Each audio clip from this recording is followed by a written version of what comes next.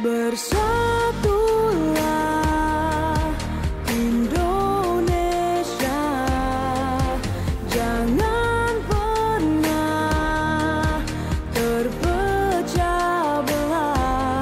Walau kita berbeda, walau kita tak sama, Radio Republik Indonesia, kita Indonesia sesungguhnya.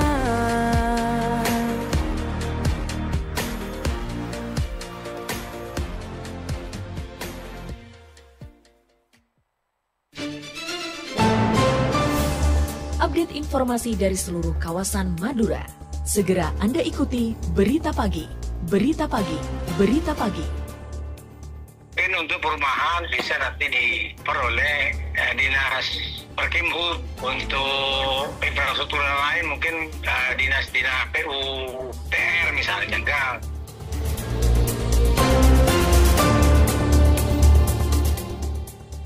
Ketika masa tidak tahan, dia akan berpikir bagaimana tinggal tidak rawan gempa itu ya rumahnya harus memiliki struktur yang kuat, memiliki besi tulangan yang kokoh.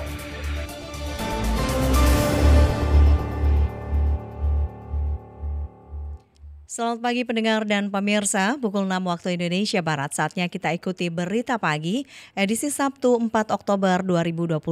Saya Ani Purnama akan menyampaikan Buletin Berita Pagi selengkapnya.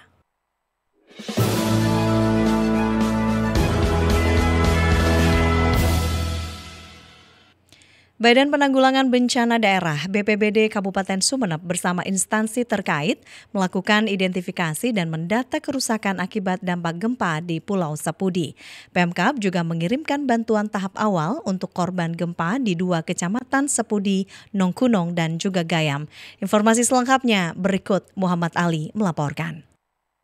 Badan Penanggulangan Bencana Daerah atau BPBD bersama instansi terkait turun langsung ke Pulau Sepudi, melakukan serangkaian identifikasi dan menghitung sekaligus menganalisa kerusakan beserta kerugian pasca gempa. Gempa berkekuatan 6,5 magnitudo dengan kedalaman 11 km mengguncang wilayah Sumeneb, mengakibatkan ratusan rumah dan fasilitas umum mengalami kerusakan. Sekretaris BPBD Sumeneb Abdul Qadir mengatakan, asesmen pasca gempa dilakukan supaya penanganan dan pemberian bantuan dampak bencana bisa tepat sasaran sesuai dengan kebutuhan masyarakat. Saat ini, bantuan yang disalurkan hanya berupa makan cepat masak, peralatan, dan terpal. Bahkan beberapa bantuan lainnya akan menyusul. Selain bantuan peralatan dan makanan, BPBD juga membangun posko kebencanaan dan menempatkan beberapa petugas. Karena memang ada dinas terkait juga, OPD terkait yang ke sana, mungkin untuk perumahan bisa nanti diperoleh dinas Perkimhub. Untuk infrastruktur lain mungkin dinas PUTR misalnya. Enggak, kolaborasi ini akan bisa memberikan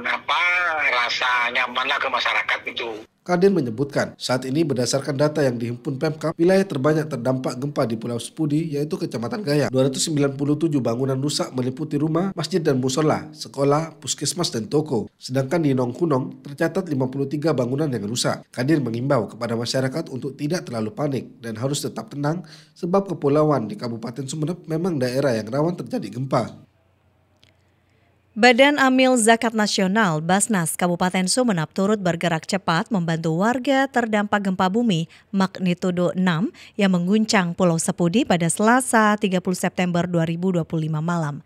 Ketua Basnas Sumeneb Ahmad Rahman mengatakan sesuai dengan arahan Bupati agar para korban segera dipastikan bisa ditangani dengan segera oleh pemerintah untuk ikut berperan dan berkolaborasi melakukan pemulihan kepada para korban khususnya mereka yang rumahnya rusak akibat gempa. Basnas Sumeneb bersama tim gabungan menyalurkan bantuan ke sejumlah titik kerusakan parah di Kecamatan Gayam. Bantuan itu berupa dana stimulan dari Basnas Sumeneb menyasar 10 rumah warga yang rusak berat, 8 masjid dan 2 musola. Selain itu, lembaga ini juga menyalurkan bantuan untuk 1 unit rumah tidak layak huni atau RTLH. Pihaknya ikut memastikan masyarakat yang terdampak gempa bisa segera menerima bantuan, merasakan manfaat dari zakat, infak, dan sedekah yang dihimpun oleh lembaganya. Ya, harapan kami dari Basnas tentu bantuan ini pertama ya bisa mengurangi beban yang saat ini dialami oleh para korban di Pulau Sepudi pasca gempa kemarin. Yang kedua, tentu kami juga berharap semua pihak masyarakat bergotong royong bagaimana bisa menyelesaikan dampak pasca gempa yang terjadi kemarin, sehingga penanganan dari kejadian ini akan menjadi langsung dirasakan oleh masyarakat yang terdampak. Rahman menambahkan bantuan ini memang belum bisa menutup semua kebutuhan, tetapi diharapkan dapat meringankan beban para korban. Selain Basnas Sumeneb, bantuan darurat kepada para korban juga datang dari Kementerian Sosial dan Badan Penanggulangan Bencana Daerah BPBD Sumeneb. Berikut komentar dan harapan masyarakat terkait bantuan dan penanganan untuk masyarakat terdampak gempa.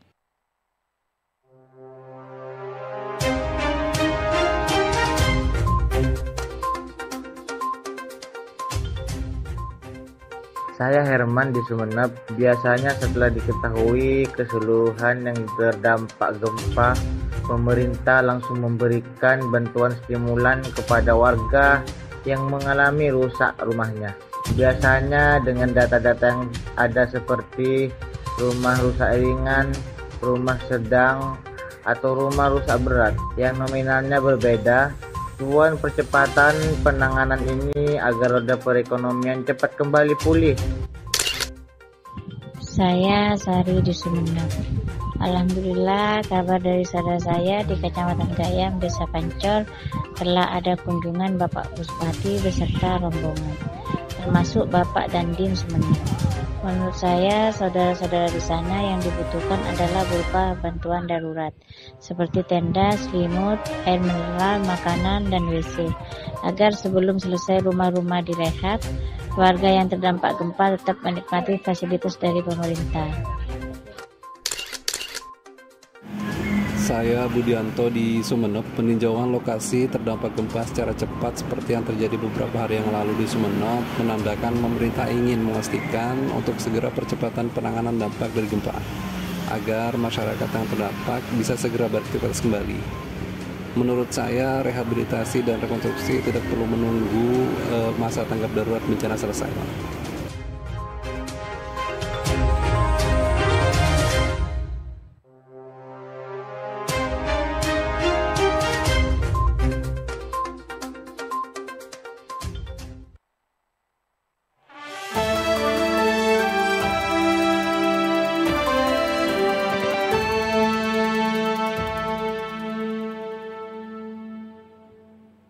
Gempa Sepudi Kabupaten Sumeneb menjadi pengingat pentingnya mitigasi bencana. Selain itu memperkuat penanganan pasca bencana.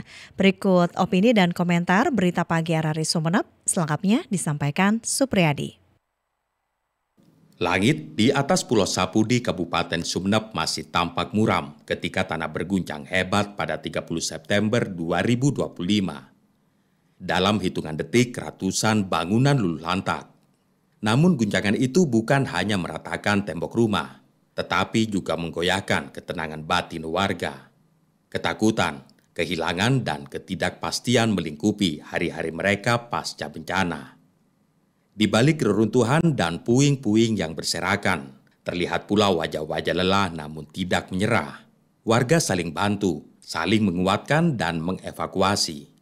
Pemerintah daerah bergerak cepat, mendirikan posko darurat, menyalurkan logistik dan memastikan keselamatan menjadi prioritas utama. Tanggap darurat ini menunjukkan bahwa Sumeneb tidak sepenuhnya lengah. Ada struktur yang berjalan, ada sistem yang bisa diandalkan. Namun di sela-sela kesibukan penanganan darurat, muncul pertanyaan besar. Bagaimana masa depan Sapudi setelah ini? Apakah ia bangkit hanya untuk kembali rapuh saat bencana berikutnya datang?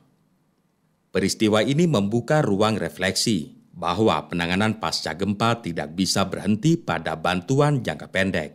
Ia harus bergerak menuju ketangguhan jangka panjang. Salah satu kuncinya ada pada sistem bantuan dan logistik yang terdesentralisasi. Bayangkan jika setiap desa memiliki pusat logistik sendiri, siap siaga saat darurat datang. Dengan model seperti ini, warga bisa bertahan secara mandiri tanpa harus selalu menunggu bantuan dari luar pulau.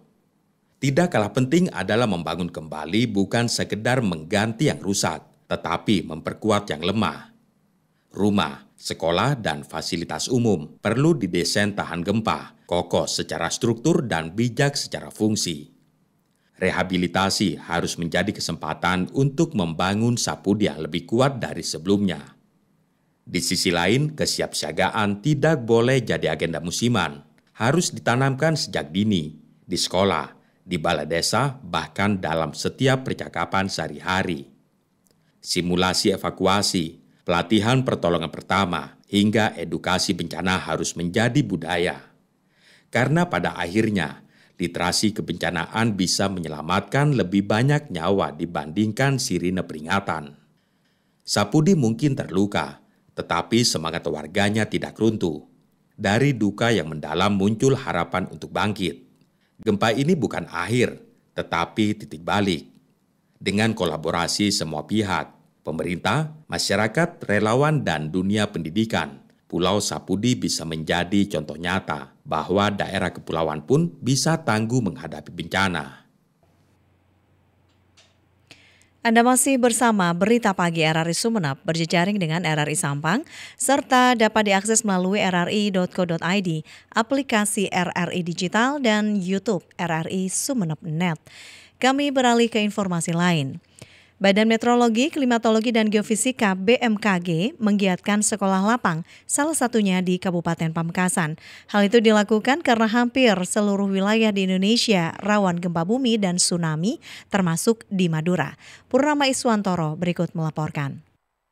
Hampir seluruh wilayah di Indonesia rawan gempa bumi dan tsunami, termasuk di Madura. Hal itu disampaikan Direktur Gempa Bumi dan Tsunami BMKG, Daryono, saat menghadiri kegiatan sekolah lapang gempa bumi dan tsunami di Kabupaten Pamekasan beberapa waktu lalu. Menurutnya, sekolah lapang yang digelar BMKG melalui Stasiun Geofisika Pasuruan sebagai upaya membentuk masyarakat siaga gempa bumi dan tsunami. Sehingga ketika masyarakat paham, dia akan berpikir bagaimana tinggal tidak rawan gempa itu ya, rumahnya harus memiliki struktur yang kuat, memiliki besi tulangan yang kokoh, tidak material bangunan tembok asal jadi, kemudian tidak memiliki kekuatan hingga tiba-tiba roboh. Itu yang dikhawatirkan.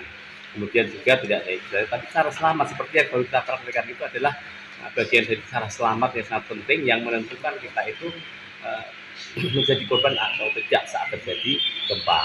Dan ini kita lakukan serentak di berbagai wilayah Indonesia, baik itu kabupaten, kota, kemudian provinsi. Lanjut, Daryono menyampaikan kegiatan itu juga sebagai salah satu upaya memperkuat kapasitas dan koordinasi lintas sektor, sehingga informasi tentang gempa bumi dan peringatan tsunami dapat dipahami oleh masyarakat. Ia menambahkan pendekatan edukasi ini juga upaya untuk menekan angka korban bencana alam. Kejaksaan Negeri Sumeneb terus mengusut dugaan korupsi pengadaan di KPU Kabupaten Sumeneb.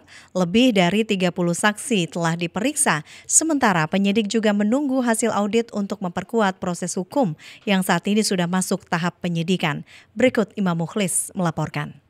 Kejaksaan Negeri Sumeneb terus mendalami kasus dugaan tindak pidana korupsi terkait pengadaan di Komisi Pemilihan Umum KPU Kabupaten Sumeneb. Proses penyidikan yang dilakukan saat ini berfokus pada pemeriksaan saksi-saksi yang dianggap penting untuk mengungkap lebih jauh dugaan penyimpangan tersebut. Kasih-Intel Kejari Sumeneb Muhammad Indra Subrata menjelaskan, tim penyidik telah memeriksa lebih dari 30 saksi yang memiliki keterkaitan dengan perkara ini. Pemeriksaan dilakukan untuk mendapatkan keterangan tambahan serta memastikan alur penggunaan anggaran dalam kegiatan pengadaan di KPU. Ia menegaskan perkara ini ditangani berdasarkan laporan yang diterima pihak kejaksaan. Setelah dilakukan telaah, kasus tersebut kemudian dinaikkan ke tahap penyidikan. Hingga kini penyidik masih terus melakukan pemanggilan saksi guna memperkuat bukti dan menemukan titik terang dari kasus yang tengah bergulir. Selain pemeriksaan saksi, Kejari Sumeneb bersama tim juga masih menunggu hasil audit resmi sebagai bahan pendukung penyidikan. Hasil audit tersebut diharapkan bisa memberikan gambaran yang lebih jelas mengenai potensi kerugian negara dalam perkara ini. Hasil laporannya Mas, untuk terkait dengan KPU kita masih dalam proses pemeriksaan saksi ya Mas ya.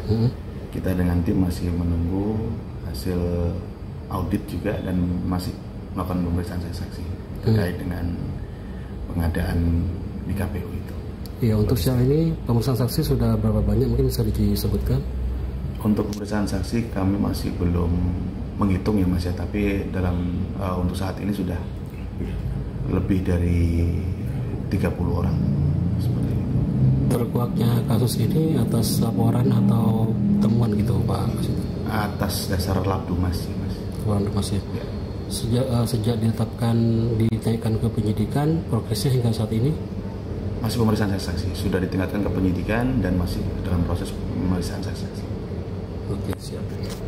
Dengan perkembangan yang ada, Kejari Sumeneb menegaskan komitmennya untuk menuntaskan kasus dugaan korupsi tersebut secara profesional dan sesuai dengan aturan hukum yang berlaku. Aparat penegak hukum memastikan proses penyidikan akan terus berjalan hingga tuntas demi memberikan kepastian hukum dan menjaga kepercayaan publik. Imam Muhlis melaporkan.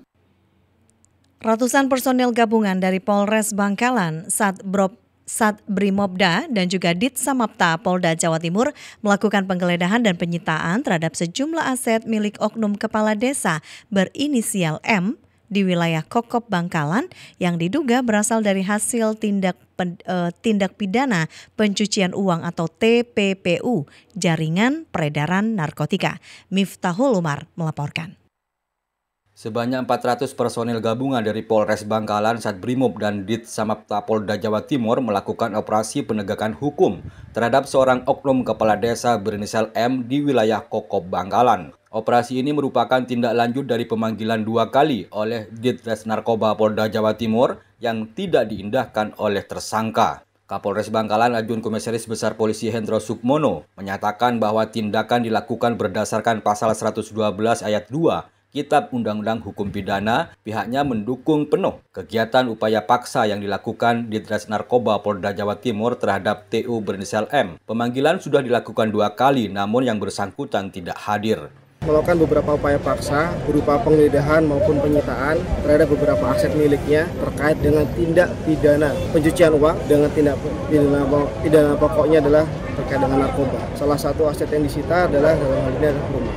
Hendro menambahkan dalam operasi tersebut penyidik membawa surat perintah membawa tersangka sekaligus melakukan penggeledahan dan penyitaan terhadap sejumlah aset miliknya. Aset-aset tersebut diduga berasal dari hasil tindak pidana pencucian uang yang berkaitan erat dengan jaringan peredaran narkotika. Menurutnya beberapa rumah mewah dan bangunan lain milik tersangka telah disita dan dipasangi pelang resmi oleh Ditres Narkoba sebagai bagian dari proses hukum. Penyidik menyatakan bahwa proses penyelidikan masih berlangsung dan akan terus dikembangkan untuk mengungkap jaringan yang lebih luas. Miftahul Umar, Pro 3 RRI terus mengudara untuk Indonesia.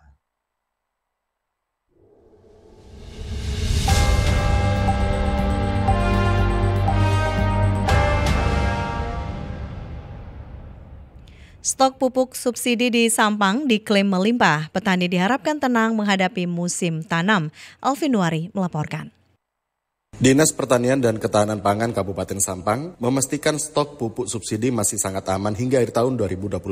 Kepala Disperta KP Sampang Siono mengatakan, tidak ada alasan bagi petani untuk khawatir, di mana data menunjukkan Sampang masih menyimpan 2.960 ton pupuk urea, 1.108 ton pupuk NPK, dan 3.339 ton pupuk organik. Jumlah itu baru terserap sekitar 30%, padahal umumnya kebutuhan pupuk akan meningkat drastis menjelang musim tanam. Masih banyak. Jadi kalau terkait ketersediaan pupuk, insya Allah cukup karena memang itu tadi di samping alokasi yang untuk Sampang ini besar, kemudian yang kedua kemarin relatif serapan itu kecil sehingga numpuk di bulan Oktober, November deh. Dan biasanya memang di 3 bulan itulah kita hitung-hitungan. Jadi kalau misalnya sisa pupuk sekarang ini tinggal 10 ya, nanti 3 bulan itu berapa? Nah itu kita perhitungkan. Tidak hanya memastikan ketersediaan pupuk, Siono juga mengungkapkan pihaknya menyiapkan petugas di Balai Penyuluhan Pertanian di 14 kecamatan untuk mendampingi petani. Tugas mereka bukan sekedar mendata, tetapi juga menjadi tempat konsultasi berbagai persoalan termasuk hama dan penyakit tanaman. Pemkab Sampang melalui DPMD memperketat pengelolaan dana desa. Sebanyak 20% dana desa diwajibkan dialokasikan untuk ketahanan pangan melalui BUMDes. Desa yang tidak mengaktifkan BUMDes terancam tidak bisa mencairkan dana sebagai langkah tegas mendorong produktivitas dan juga kemandirian desa. Berikut laporan Khairul Umam. Pemerintah Kabupaten Sampang menegaskan seluruh badan usaha milik desa atau BUMDes wajib produktif dalam mendukung program ketahanan pangan desa. Penekanan ini menjadi bagian penting dari pengelolaan dana desa harus dimanfaatkan secara maksimal. PLT Kepala Dinas Pemberdayaan Masyarakat dan Desa DPMD Sampang Sudarmanto menyampaikan dari 186 desa dan kelurahan sebanyak 90 sudah memiliki BUMDes aktif dan berizin lengkap.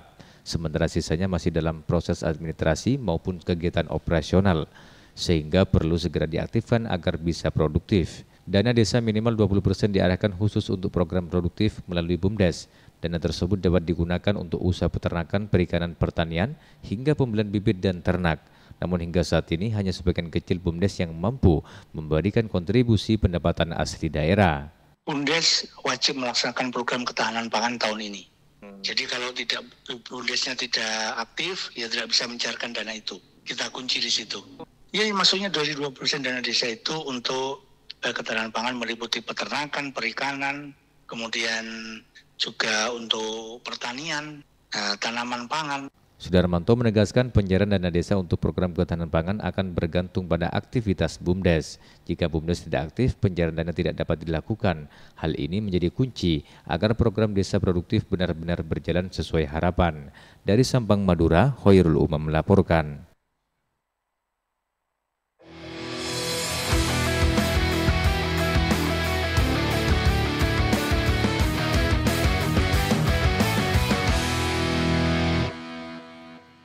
Atlet bulu tangkis asal Kabupaten Sampang, Muhammad Zaki Ubaidillah, kembali memperkuat tim bulu tangkis Indonesia dalam kejuaraan dunia junior 2025 yang akan berlangsung di Guwahati, Assam, India pada 6 sampai 19 Oktober 2025. Famelia melaporkan.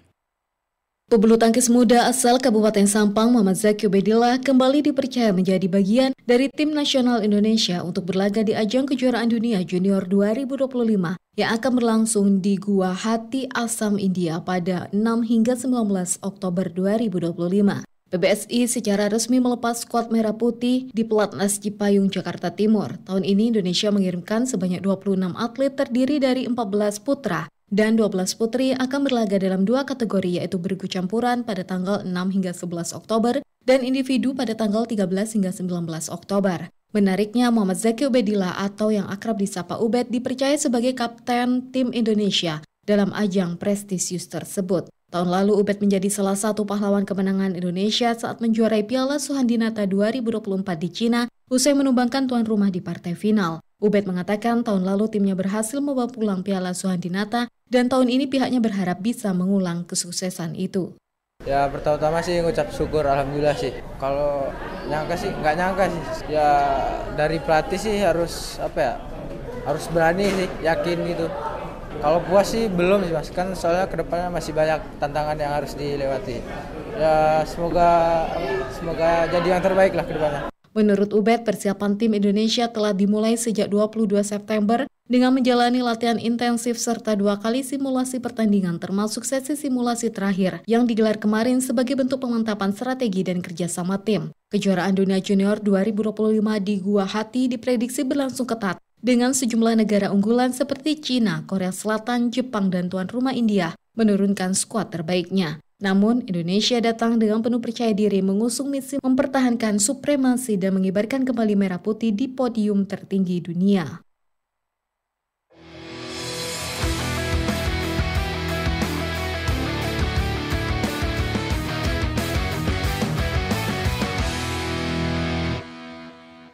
Sekian berita pagi produksi Radio Republik Indonesia Sumeneb. Untuk kritik dan saran Anda bisa melalui telepon 0328662317 atau melalui alamat email di rrisumeneb@yahoo.com. Dari lantai 1 Urip Sumarjo 26 Sumeneb, saya Ani Purnama bersama seluruh kerabat kerja yang bertugas menyampaikan terima kasih atas kebersamaan Anda. Selamat pagi.